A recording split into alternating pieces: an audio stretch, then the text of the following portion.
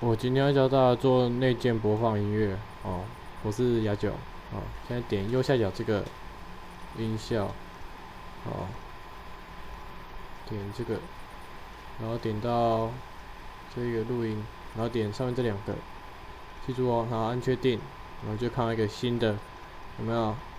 好，这是我们之前的那个放音乐的，然后这是内建播放，好，注意哦，这个只要拉一点点，一点点就好了哦。